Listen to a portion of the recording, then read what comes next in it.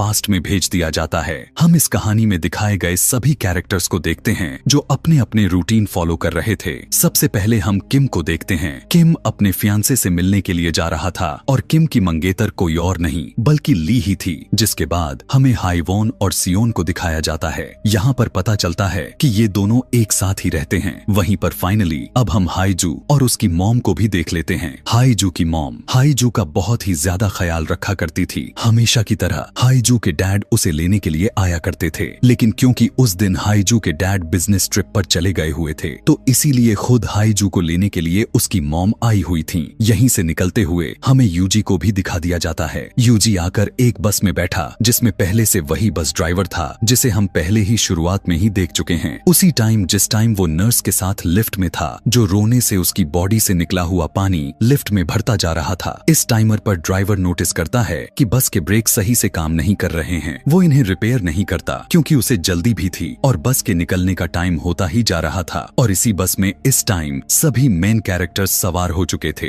बस अब रास्ते पर निकल चुकी थी। बारिश भी लगातार हुए जा रहा था कि तभी अचानक बस का बैलेंस बिगड़ता है, टायर पंक्चर हो जाता है, इवन ब्रेक भी काम नहीं करती और बस सीधा ब्रिज को तोड़ते हुए पानी में गिर जाती है। ली इस टाइम जो अगले टर्मिनल पर बस का इंतजार किए जा रही थी ताकि उस बस के अंदर से किम निकलकर उसके पास आए, वो इस एक्सीडेंट को देखकर पूरी तरह से टूट जाती है। यहाँ पर अब सबकी जिंदगियां दांव पर लग चुकी थीं। इमरजेंसी में सभी को हॉस्पिटल लेकर आया गया और सभी की हालत बहुत ही ज्यादा खराब हो चुकी थी। हमें पता चलता है कि हॉस्पिटल तक आते आते हाईजू और उसकी मॉम दोनों की मौत हो चुकी थी। हादसा इतना खराब हो चुका था कि बाकी लोग भी बिल्कुल भी ठीक नहीं दिख रहे थे। वे सभी अब कोमा में जा चुके थे। किम के मॉम डैड इस टाइम बहुत ही ज्यादा परेशान हो चुके थे। ली किम के मॉम को मैसेज करती है किम की हालत पूछने के लिए, तो गुस्से में आकर किम की मॉम उससे यह कह देती हैं किम मर गया, क्योंकि वो नहीं चाहती थी कि ली किम के साथ रहे, क्योंकि ली ना तो सुन सकती थी और ना ही बोल सकती थी और उसके दुनिया में किम के अलावा कोई था भी नहीं। किम की मौत की खबर सुनकर वो इतना ज्यादा टूट जाती है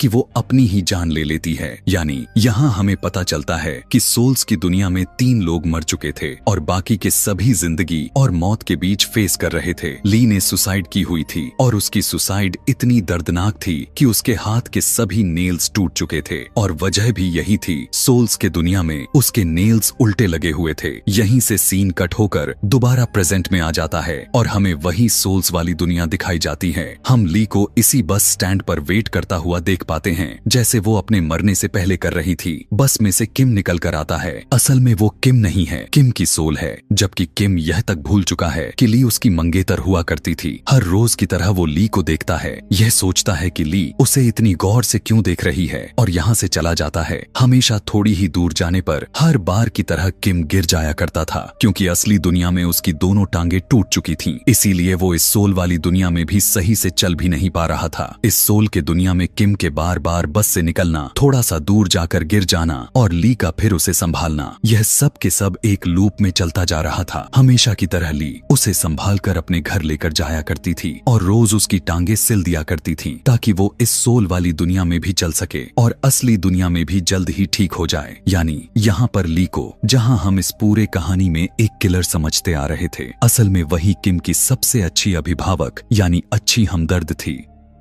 सीन शिफ्ट करके हमें अब सियोन को दिखाया गया जो अब अपने अंधेरे घर में थी। काफी देर लाइट नहीं आती तो वो पूरी तरह पागल सी होने लग जाती है और जैसे ही नीचे गिरती है तो उसे अपने एक्सीडेंट के बारे में सब कुछ याद आ जाता है। उसे याद आता है कि उसे बचाने के लिए उसकी दोस्त हाईवॉन ने उसे पीछे से पकड़ लिया था। यह जानकर वो फूट फूट कर रोने लग जाती है और हाईवॉन उसे दिलासा देने लग गई थी। यहाँ पर डिटेक्टिव भी सिगरेट ऑन करने के लिए अपना लाइटर जलाता है और जैसे ही रोशनी के थ्रू उसे अपना शैडो नजर आता है तो वो देखता है कि उसका आधा सर गायब हो चुका था। वो डर कर लाइट शॉप के अंदर चला जाता है और वो जंग से इन सारे हो रहे कांड के बारे में पूछने लग गया कि ऐसे अजीब अजीब तरह के बर्ताव उसके साथ ही क्यों हो रहा है। वो जंग से एक और भी सवाल करता है कि इस दुनिया में कभी सुबह क्यों नहीं होती, हमेशा रात ही क्यों रहती हैं। उसकी पूछे हुए बातों के जवाब में जंग कुछ भी नहीं बोलता बल्कि वो सीधा अपने चश्मे को निकाल देता है और हम पहली दफा उसकी डिमोनिक आंखें को देख पाते हैं। उसकी आंखें को देखकर डिटेक्टिव पूरी तरह से समझ चुका था कि जंग कोई इंसान नहीं है, और वो डिटेक्टिव भी जान चुका था कि वो भी अब इंसान नहीं रहा। डिटेक्टिव को अपना एक्सीडेंट तो अच्छे से याद था, लेकिन अब वो जंग से उसकी अपनी कहानी पूछने लगा कि तुम यहाँ पर कैसे आए हुए थे। जंग बताता है कि सालों पहले काफी तेज एक भूकंप आया था, तो हमारी बिल्डिंग ढह गई थी। उस बिल्डिंग में मैं और मेरी बेटी दोनों ही अंदर दब गए थे। मैं अपने बेटी को ढूंढने की और उसे बाहर निकालने की बहुत ही कोशिश की, लेकिन जब मैं उसे नहीं निकाल सका तो मैं इसी लाइट शॉप में मदद मांगने के लिए आया। उस टाइम यहाँ पर इस लाइट शॉप की ओनर एक लड़की थी, जिसने मुझे देखकर बताया कि मैं मर चुका हूँ और एक आत्मा बन चुका हूँ, और उसने मुझे यह भी बताया हुआ था कि तुम्हारी बेटी को असली दुनिया में रेस्क्यू कर लिया गया है और वो जिंदा है, इसीलिए अब वो तुमसे मिल नहीं सकती। जंग बताने लग गया था कि उसी दिन के बाद से मैं इस लाइट शॉप को संभालने लगा, क्योंकि मुझे पता चल गया था कि मरने के बाद या फिर किसी भी मुश्किल में सोल्स एक बार जरूर इस लाइट शॉप में आते हैं। इसी उम्मीद में इस लाइट शॉप पर काम कर रहा हूँ, ताकि मैं एक दिन शायद अपने बेटी से मिल पाऊँ। अब डिटेक्टिव जंग से पूछने लगा कि क्या मैं मर चुका हूँ। तब जंग ने जवाब दिया कि नहीं, तुम कोमा में हो, अभी तुम्हारी सोल सिर्फ यहाँ पर है। तुम वापस दुनिया में जा सकते हो, और यह जगह तुम्हारे लिए एक पोर्टल जैसी है जो इस दुनिया को और तुम्हारी इंसानों वाली दुनिया को जोड़ती है। तुम्हें यहाँ पर अपने लाइट को ढूंढना है। अगर तुम्हें तुम्हारी लाइट मिल जाती है तो तुम वापस अपने दुनिया में चले जाओगे। डिटेक्टिव इधर उधर देखने लग जाता है। यहाँ पर बहुत सारी लाइट थी। वो जंग से पूछने लग गया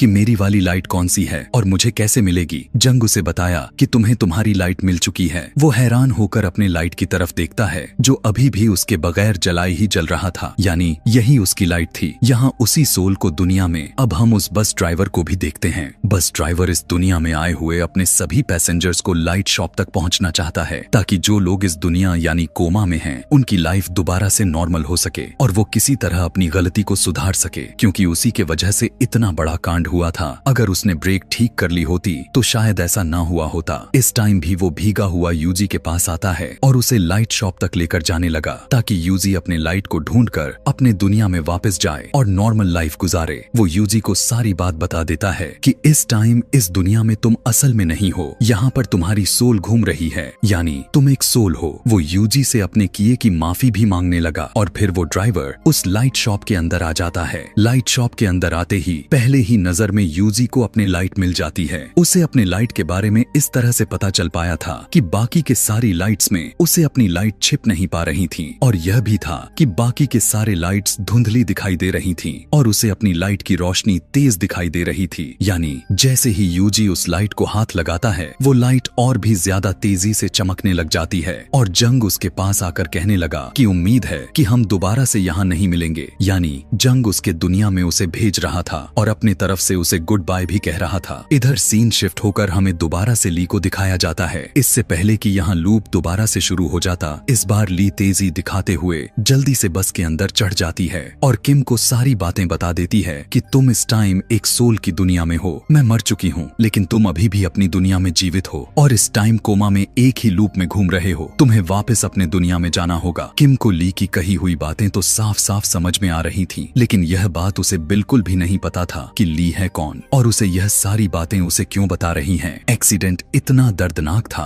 कि वो पूरी तरह से भूल चुका था। यहाँ पर हम देखते हैं कि बस ड्राइवर सियोन को लेने के लिए आया हुआ था। वहाँ पर उसे सियोन की फ्रेंड भी मिल चुकी थी, जिसे वो माफी मांगने लगा। उसकी अपनी मौत के लिए सियोन की फ्रेंड उसे माफ कर देती है, और अब वो सियोन के फ्रेंड से रिक्वेस्ट करता है कि प्लीज तुम उसे लाइट शॉप में भेज दो। उसकी जिंदगी के बचने की उम्मीद अभी भी कुछ बाकी है। वो अभी पूरी तरह से नहीं मरी हुई है। अगर वो लाइट शॉप में चली गई तो वो असली दुनिया में जिंदा हो जाएगी। यह सुनकर सियोन की दोस्त उससे वादा करती है कि मैं उसे लाइट शॉप में जरूर भेज दूंगी। यहाँ पर अब हमें लाइट शॉप का सीन दिखाया जाता है, जो इस टाइम लाइट पर हाइजू की मॉम आई हुई थी, जो अब पूरी तरह से मर चुकी थी। वो लाइट शॉप में इसलिए आई हुई थी ताकि वो अपनी बेटी हाइजू की लाइट ले सकें और वो इस दुनिया यानी कोमा से निकलकर अपने असली दुनिया में आ सके। लेकिन यहाँ पर जंग उसे बताने लग गया कि तुम्हारी बेटी को अपनी लाइट लेने के लिए यहाँ खुद चल कर आना होगा। होगा। यहाँ पर हाईजू की मॉम जंग को देखकर रोने लग जाती हैं। पर एक बहुत ही बड़ा ट्विस्ट ये भी निकलकर सामने आता है कि हाईजू की मॉम असल में जंग की बेटी थी, जो उस दिन उस बिल्डिंग के गिरने से घायल हो चुकी थी और बहुत खोजने के बाद वो मिल नहीं रही थी। वो इशारा करके यह बात जंग को समझा देती हैं। जंग अपने बेटी से मिलकर बहुत ही ज्यादा खुश हो जाता है। फाइनली उसकी सालों की मेहनत रंग लेकर आई थी। उसे तो इसी दिन का इंतजार था। उसका ये इंतजार रंग लेकर आ चुका था। वो अपने बेटी को गले लगा लेता है। जबकि सीन कट होकर हमें यहाँ पर दोबारा से बस ड्राइवर को दिखाया गया। वो बस ड्राइवर हाईजू से ही मिलने के लिए आया हुआ था। वो हाईजू को सारी बात बता देता है कि किस तरह से उनका एक्सीडेंट हुआ था। वो कोमा में है और इस टाइम उसे किसी तरह करके लाइट शॉप पर जाना होगा ताकि वो अपने दुनिया में वापस जा सके। यह सारी बातें जानकर हाईजू को काफी जोर से झटका लगता है। हाईजू के साथ इतना कुछ जो अभी तक अजीब होता चला आ रहा था, जिसकी वजह से वो काफी परेशान हो चुकी थी। आखिर वो वजह यह था कि उसकी सोल कभी किसी को नजर ही नहीं आ रही थी। इसे आज समझ आया कि क्यों सभी दोस्त उसे इग्नोर किए जा रहे थे और क्यों स्कूल में सिर्फ एक ही लड़की उसे देख पाती थी। वो बहुत ही ज्यादा मात्रा में घबरा जाती है और घर जाती है, जहाँ पर वो देखती है कि उसकी मॉम उसके लिए लाइट लेकर आई हुई थी। यहाँ पर उसे यह बात पता चलता है कि उसकी मॉम असली दुनिया में मर चुकी हैं। यह जानकर वो पूरी तरह से टूट जाती है और अपनी लाइट लेकर अपनी दुनिया में जाने से इनकार कर देती है। हाईजू अपने दोनों हाथों को बांध चुकी थी। वो लाइट को नहीं पकड़ती, लेकिन हाईजू की मॉम उसे गले लगाकर प्यार करती हैं। बहुत कुछ प्यार से समझाने लग गई और जबरदस्ती उसके हाथ में उसकी लाइट पकड़ा देती हैं। इधर सियोन की दोस्त ने भी सियोन को वादा करके लाइट शॉप भेज दिया। लाइट शॉप में जाकर सियोन ने देखा कि उसकी लाइट बहुत ही कमजोर थी, यानी उसकी जिंदा बचने के चांसेस बहुत ही कम थे। अगर वो जिंदा बच भी जाती तो ज्यादा से ज्यादा मात्रा में बीमार ही पड़ी रहती और वहाँ पर दुखी भी रहती, क्योंकि उसकी दोस्त यहाँ उस दुनिया में थी। इसीलिए वो वापस अपनी दुनिया में जाने से मना कर देती है और अपने घर वापस आ जाती है और अपने दोस्त को बताने लग गई कि आज के बाद वो कभी भी यहाँ से नहीं जाने वाली। इधर हमें दिखाया जाता है कि ली भी जबरदस्ती किम को खींचते हुए